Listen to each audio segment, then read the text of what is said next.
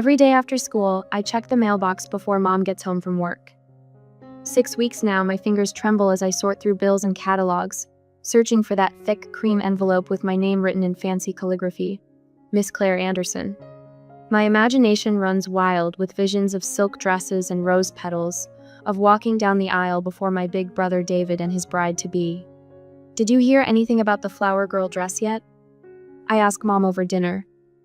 Again. The peas on my plate have gone cold, pushed into a small green mountain while I wait for her answer. Mom's fork scrapes against her plate. Claire, honey, we've talked about this. The wedding plans are still coming together. But we haven't talked about it. Not really. Every time I bring it up, the answers get vaguer, the subject changes faster. David said I could help with something, I insist. He promised at Christmas. Mom sets down her fork. The clink against the plate sounds too loud in our kitchen. Claire, we need to have a conversation. My stomach drops. I know that tone the one adults use when they're about to explain something obvious that will break your heart. The wedding is going to be very elegant, Mom begins, smoothing her napkin. David and Rachel have decided to make it adults only, no children at all. The words hit like a punch to the chest. But I'm his sister. You're 12, sweetheart. Mom reaches for my hand. I pull back before she can touch me. This is what sophisticated couples do nowadays. It's nothing personal. Did David say that? My voice cracks.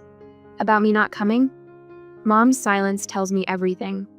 I push away from the table, my chair scraping against the linoleum. I go to my room and curl up on my bed, hugging my knees to my chest. Through the heating vent, I hear Mom on the phone downstairs. No, she's finally accepted it, she says to someone. Probably Aunt Susan. I knew she'd understand eventually. Claire's always been such a mature girl. I grab my art supplies and start working on a card for David and Rachel.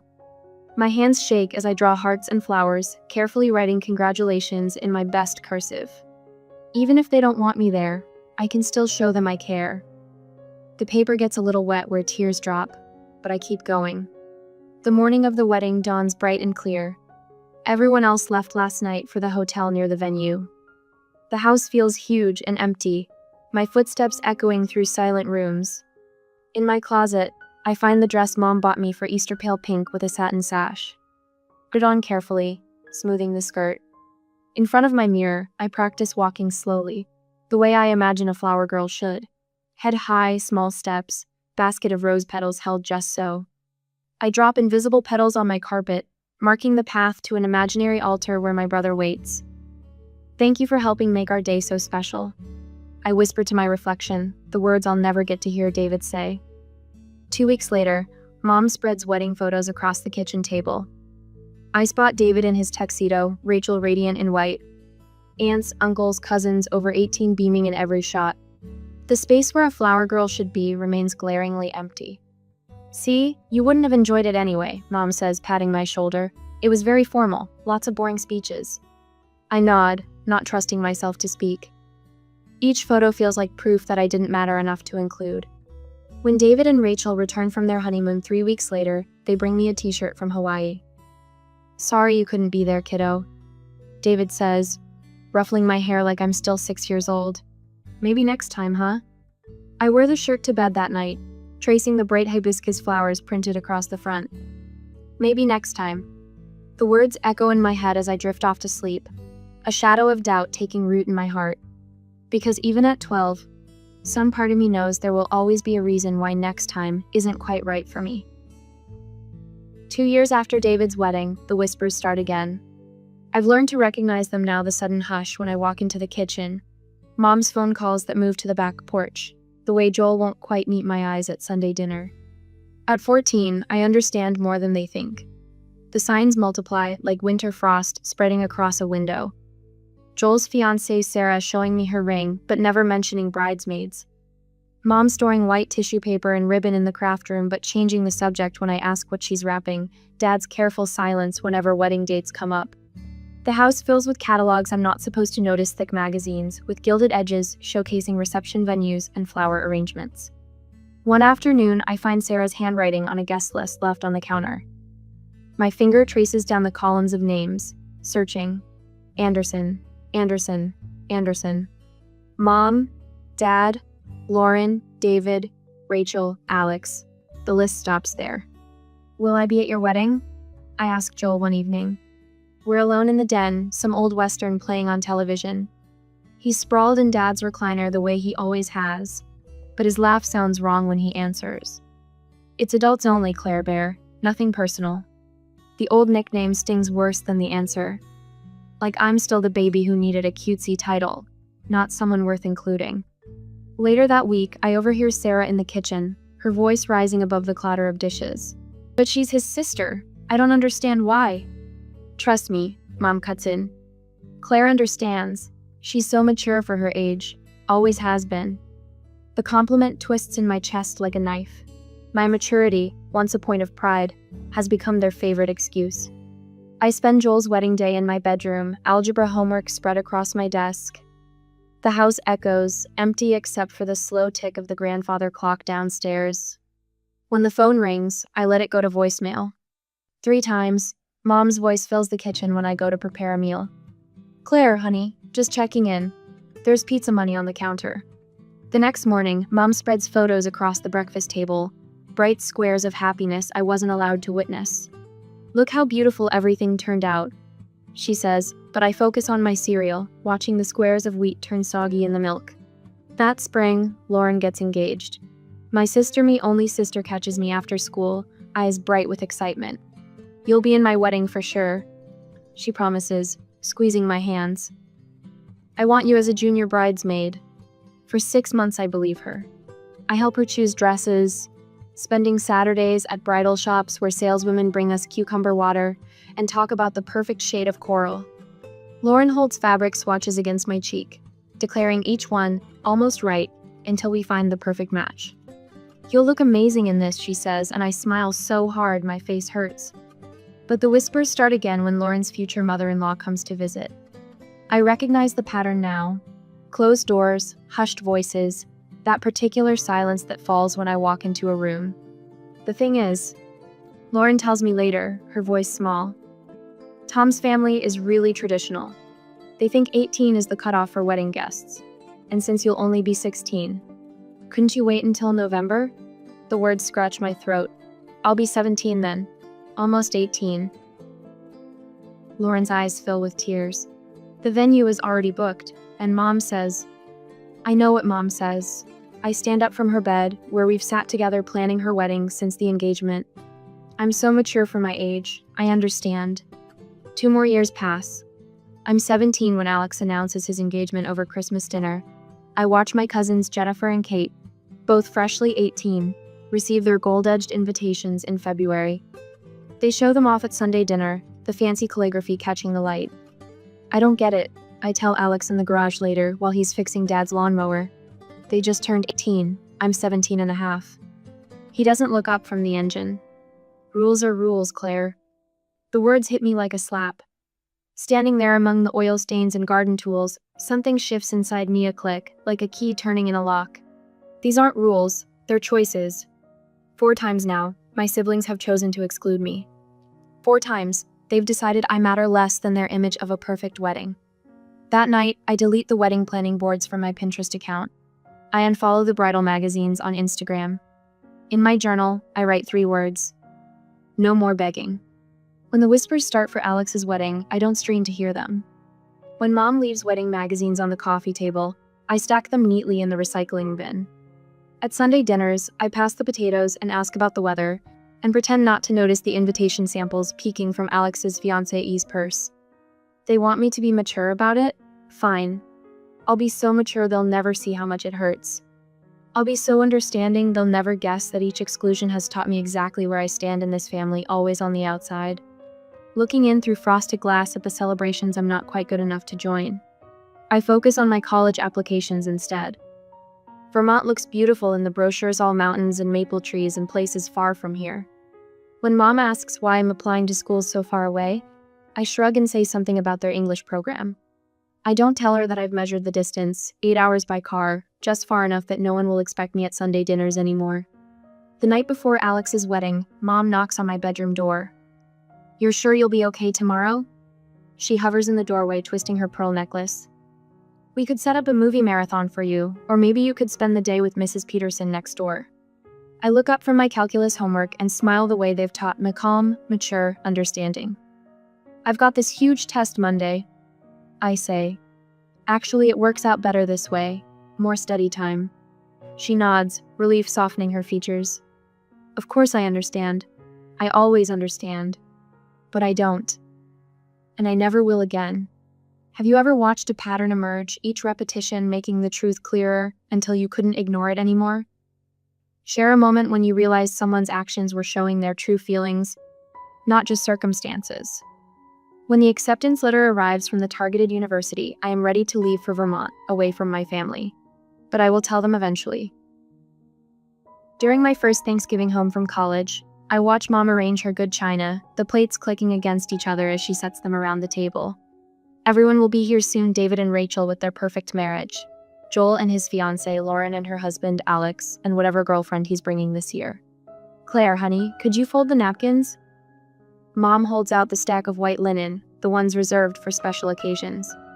I take them without a word, remembering all the times I've helped prepare for family gatherings where I wasn't welcome. The napkins form crisp triangles under my fingers. I arrange them beside each plate, precise and proper, just like Mom taught me. Just like I've learned to be present, but not too present, helpful, but not demanding attention, existing in the spaces between everyone else's lives. David arrives first, Rachel cradling their newborn. The kitchen fills with cooing and questions about the baby's sleep schedule. I stay by the china cabinet, polishing glasses that don't need polishing. No one notices. Vermont's pretty far, Mom says later, passing me the mashed potatoes. Are you sure about this college choice? There are plenty of good schools closer to home. I spoon potatoes onto my plate. I already accepted their offer. Silence drops over the table like a heavy blanket. 5 pairs of eyes stare at me, the first time they've really looked at me all evening. When were you planning to tell us? Dad's fork scrapes against his plate. I'm telling you now. My voice comes out steady, surprising me. 4 years of being the afterthought in their celebrations have taught me to build my own life in the quiet spaces they never bothered to fill. Lauren reaches for my hand. But Claire, we won't see you. You haven't seen me for years. The words slip out before I can catch them. Not really. More silence. Rachel bounces the baby. Alex suddenly finds his green beans fascinating. Mom dabs at her mouth with her napkin. That was the last time I attended any kind of family gathering. The next 4 years passed pretty quickly, full of studying and focus only on me.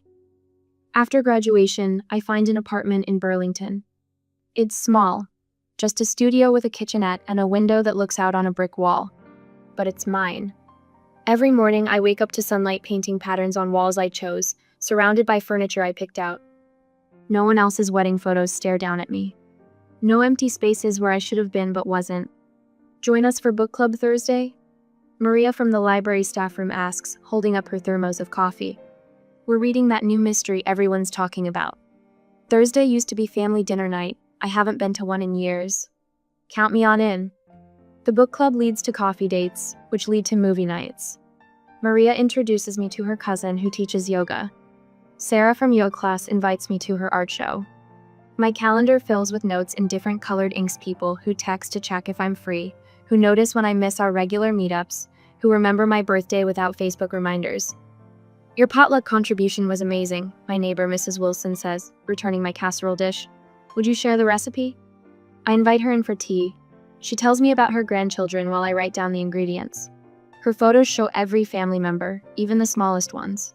No one cropped out, no one too young to matter. The community garden plot comes with my apartment building membership. That's where I meet Mark, both of us reaching for the same tomato plant at the spring planting exchange. You take it, he says. I've killed every tomato I've ever tried to grow. I could teach you. The words surprise me. I've learned to be careful with offers, with hope. But his smile reaches his eyes, warm and real. We plant tomatoes together every weekend. He listens when I talk about work, about my book club, about the art class I'm taking. He notices when I skip over family stories, the way I edit around the empty spaces in my history. One evening, kneeling in the dirt, he asks about the gap in my photo collection. No wedding pictures of your siblings? There are 5 of you, right? The tendril of a pea plant wraps around my finger. I could deflect, like always. Change the subject. But Mark's hands are steady and the earth beside mine, patient with silence. I wasn't invited. My voice catches. To any of them. He stops digging. What do you mean, not invited? They all had adult-only weddings, every single one. The words tumble out, years of carefully managed pain breaking free. I was 12 for David's, 14 for Joel's, 16 for Lauren. She promised I could be in hers, but then she changed her mind. 17 for Alex's, just a few months too young. Every time. Mark's hand finds mine, dirt, and all. Claire, that's not normal. That's not what family does. Something cracks in my chest. All these years I've told myself it was normal, traditional, sophisticated. The stories I built to make it hurt, less crumble, like dry soil. Was I really that forgettable? The question I've carried since I was 12 finally finds its voice. That easy to leave out? Mark pulls me close, not minding the garden dirt on my cheeks, or the tears making tracks through it. He doesn't try to fix it with platitudes or explanations. He just holds space for the truth. I was the afterthought. The inconvenient youngest. The one they could exclude without consequences because I was too young to fight back. Too young to matter. The next week, the therapist's office smells like lavender. Dr. Chen watches me arrange and rearrange the little Zen garden on her coffee table. Your family taught you that you don't matter, she says quietly. But you kept their secret, protected their image. Why? The tiny rake makes patterns in the sand. I thought if I was understanding enough, mature enough, they'd see me differently. And now? I am not sure, I responded. But I have changed, focusing more on myself all these years, I said. My hand stills. The patterns in the sand look like the paths I've been carving away from them, one choice at a time. After the therapy was over, I went home. The text from David arrives on a Tuesday that same week. Madeline's christening next month. Family only. You'll be there? I look around my apartment at Maria's painting on the wall, at the tomato plants thriving on my windowsill, at the photo of Mark and me covered in garden, dirt, and laughter. My thumbs hover over the phone. The old Claire would have said yes, would have shown up with a gift and a smile, taken her place in the back row where she wouldn't disturb the perfect family picture. I'm busy that weekend, I type instead. Good luck with the christening. I set the phone down. My hands don't shake at all. A month later, tomato plants bow heavy with fruit in the community garden, their leaves brushing my ankles as Mark leads me down the narrow path between plots. Late August, sunlight warms my shoulders and the air smells of basil and ripening vegetables. We reach our plot, the one where we first met 2 years ago, both of us new gardeners with more enthusiasm than skill. Remember how you taught me the right way to stake tomatoes? Mark kneels beside our thriving plants, adjusting a vine. I kept doing it wrong until you showed me. I laugh, remembering his determined expression as he wrestled with twine and bamboo poles. You were so worried about hurting the plants. I still am. He stands, brushing dirt from his jeans. But you taught me something important that day. Sometimes you have to be firm to help things grow strong. The evening light catches something in his hand, a small box, dark velvet. My heart stutters. Claire. His voice carries the weight of certainty. You showed me how to nurture things properly. How to build something beautiful from the ground up. He opens the box, revealing a simple gold ring set with a pearl. Will you marry me? Tears blur my vision, but I see him clearly. More clearly than I've ever seen anyone in my life. You see me, I whisper. You really see me. Always. He slips the ring onto my finger. It fits perfectly, like his arms around me, like his heart understanding mine. Between kisses, we agree. A small wedding, meaningful and true. Only people who matter. My voice carries a quiet confidence I've never felt before. Our wedding will be different. A week later, we sit at my kitchen table, a bottle of wine between us and a blank piece of paper before me. The pen hovers over the space where sibling names should go. David, Joel, Lauren, Alex 4, spaces that should be automatic, family, blood. My hand moves past that space, writing other names instead. Mrs. Wilson, who brings me soup when I'm sick. Tara from college, who drove 6 hours when Mark's mom died. People who show up, who see me, who stay. Are you sure? Mark asks softly. watching my pen skip those 4 vital spaces. I lift my eyes to his, and my smile holds peace instead of pain. More sure than I've ever been about anything. The call comes 3 days later. Mom's voice crackles through my phone speaker, confusion building with each question about ceremony details. But when are we discussing the family invitations? We aren't. The words come steady, certain. There won't be any. No siblings. Silence stretches between us, pulls taut like a rubber band about to snap. Then, you can't be serious. Her voice rises, sharp with disbelief. This is spite, pure childishness. No, Mom, this is peace. The rubber band breaks.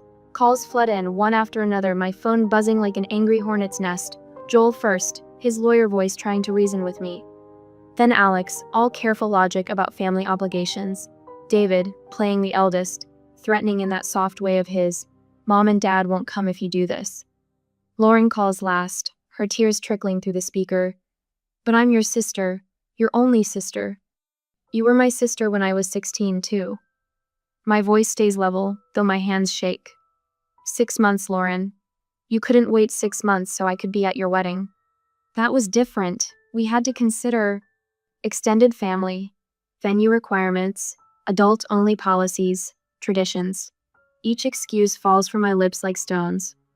I've heard them all before. 4 times before. I hung up without further consideration. Later that evening, the porch swing creaks beneath us as Mark and I watch the sunset. Another text lights up my phone, the 3rd from Mom today. I block the number without opening the message. Mark's arm settles around my shoulders, solid and warm in the cooling evening air. I'm proud of you, he murmurs into my hair. I lean into him, watching golden light paint the sky in colors no one can exclude me from seeing.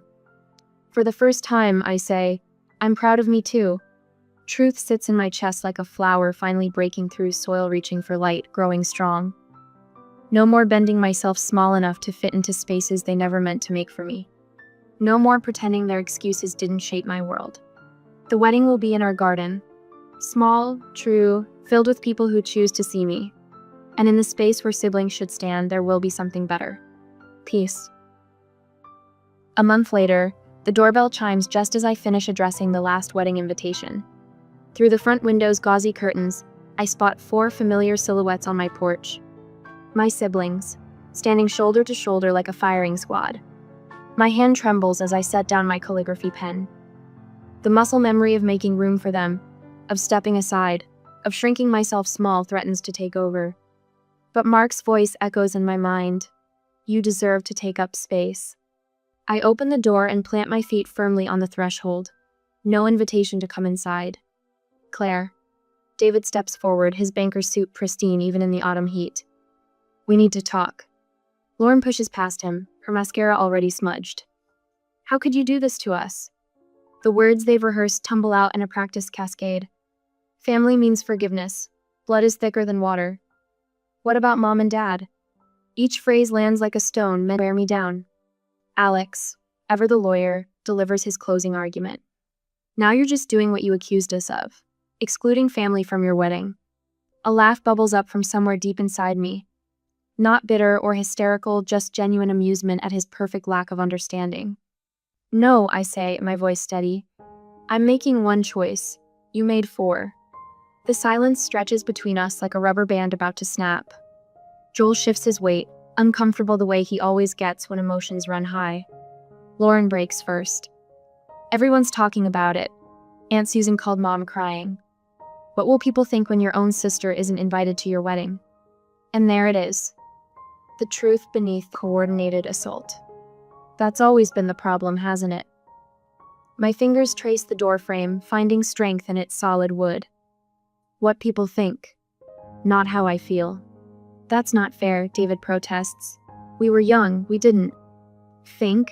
The word slices through his excuses. Let me remind you exactly what happened. My voice remains calm as I recount each exclusion. David's wedding when I was 12, still believing I'd be his flower girl. Joel's 2 years later when his fiancée wanted me there but got overruled. Lauren's broken promise about her wedding, claiming she couldn't wait 6 months for me to turn 18. Alex's final betrayal, watching 18-year-old cousins receive invitations while I sat at home at 17. Their faces shift as the memories land, Joel examines his shoes. Lauren wraps her arms around herself. David's jaw clenches. We were different people then, Alex argues, but his voice wavers. No. I shake my head. You're exactly the same. Standing here worried about appearances, not relationships. Trying to force me to make you comfortable instead of acknowledging how you hurt me. Claire. Lauren reaches for my hand. I step back. We're sorry. We were wrong. Please don't do this. You're not sorry you hurt me, I say softly. You're sorry there are consequences. There's a difference. The phone rings inside. I know it's Mom before I answer, just like I know exactly what she'll say. My siblings' expressions confirm they orchestrated this too. Claire, honey. Mom's voice wobbles with tears. Your father and I won't come without all our children there. The words should shatter me. Instead, they clarify everything. Then I'll miss you at my wedding. My voice stays gentle, just like I missed being at all of theirs. The silence on the other end stretches long enough that I wonder if she's hung up. Then, barely audible, you don't mean that. I do. For the first time, those two words feel like a promise to myself instead of others. I love you, Mom, but I won't pretend anymore. I end the call and turn back to my siblings. They stare at me like I'm a stranger speaking a language they don't understand. Maybe I am. Claire? David starts again, but I hold up my hand. No more speeches. No more guilt. No more pretending we're something we're not. I step back inside my house. I hope you all have wonderful lives, but I won't spend mine begging to matter. The door closes with a quiet click. Through the window, I watch them huddle in a conference, probably planning their next strategy. But I'm already turning away, back to my calligraphy pen, and the invitations for people who've proven they want to be there. Later that night, I find Mark in our bedroom, studying a family photo from Christmas years ago. 5 siblings squeezed onto a couch, my smile a fraction too bright as I tried to prove I belonged. Second thoughts? He asks, wrapping his arms around me from behind. I touch the glass, tracing the space between me and my siblings. Always there, even in photos.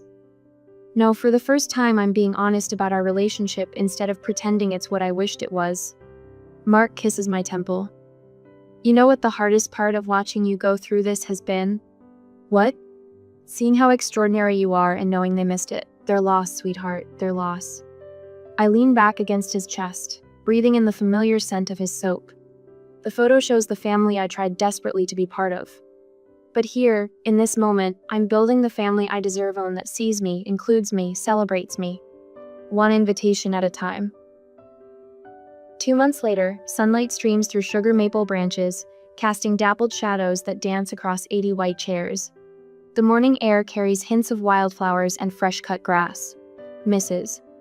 Wilson, my next-door neighbor for the past 3 years, stretches to adjust a bouquet of black-eyed Susans and Queen Anne's lace. Her weathered hands move with practiced grace, each stem finding its perfect place. Just like my own garden, she says, stepping back to survey her work. Natural, not too fussy. I touch a lantern hanging from a nearby branch, its glass cool against my fingertips. Paper lanterns line the winding path between the chairs, ready for tonight when Mark and I will walk beneath their glow as husband and wife. My college roommate, Sarah, appears at my elbow, squeezing my hand. 2 seats in the front row remain empty, stark white against the green grass. The wedding coordinator hovers nearby, pen tapping against her clipboard. We could wait another 15 minutes, she offers. Sometimes traffic. No. The word comes out soft but certain. Everyone who's coming is here. Sarah's grip tightens. She remembers those endless nights in our dorm room, my quiet tears after each sibling's wedding. She was there when Lauren's invitation never came, 6 months before my 18th birthday. The violin music begins, floating through the garden like a summer breeze. My hands smooth the simple silk of my dress, no lace, no beading, just clean lines and honest fabric. My feet find their rhythm on the grass, each step deliberate and sure. Mark waits beneath an arch of climbing roses. His eyes fill when he sees me, and a tear slips down his cheek. No shame in it. No attempt to hide the depth of what he feels. This is what love looks like when it's real. When it's earned through 1,000 small moments of truly seeing each other. Marriage, our celebrant begins, her voice carrying to the last row of chairs, is about the family we choose. The ones who show up, who make space, who say you matter, not just with words, but with presence. Mark's hands tremble slightly as he slides the ring onto my finger. I choose you, he says, not just for today, but for every day. To notice, to include, to cherish. My voice stays steady through my vows. No more trembling little girl, hoping to be worthy of attention. I choose you, and the family will build together. One where everyone has a place at the table. At the reception, tables overflow with the people who filled my life with meaning. My first grade teacher who still sends birthday cards. The librarian who saved me a quiet corner during high school lunch periods. Coworkers who became friends. Neighbors who became confidants. Professor Jenkins raises his glass, his bow tie slightly crooked. Family isn't just born, he says, wisdom earned through 40 years of teaching shining in his eyes. Family is earned, built, chosen day by day. The room fills with genuine laughter, real stories, not the polite fiction of family obligation, but the truth of lives intertwined by choice. My heart feels full, complete. No hollow spaces where siblings should be. Little Sophie, Mrs. Wilson's granddaughter, catches my bouquet. Her small hands clutch the flowers as she runs up to me, blonde curls bouncing. When you have another party, she asks, can I come? I kneel down, my dress pooling around me. Sophie, you will always be included. Always. Mark watches us, love and understanding written across his face. He knows what those words mean coming from me. The weight of them. The promise. Later we stand beneath a canopy of stars, Vermont's mountains dark shadows against the sky. Sparklers trace golden paths through the night air. Mark pulls me close, his lips touching my ear. Our family, he whispers. We'll do it differently. I lean into him, watching the lights dance. The story I was given tried to write me small, tried to tuck me into margins and footnotes. But that wasn't the only story available. Here, surrounded by people who choose to see me, who make the effort to show up, I've written my own. My face feels peaceful, muscles relaxed in a way they never could be at family gatherings. No regret shadows my smile. No anger tightens my shoulders. Just the quiet certainty of forward motion, of a path chosen with clear eyes and an open heart. The sparklers fade to ember, then ash. But the light inside me burns steady and bright, lighting the way toward tomorrow.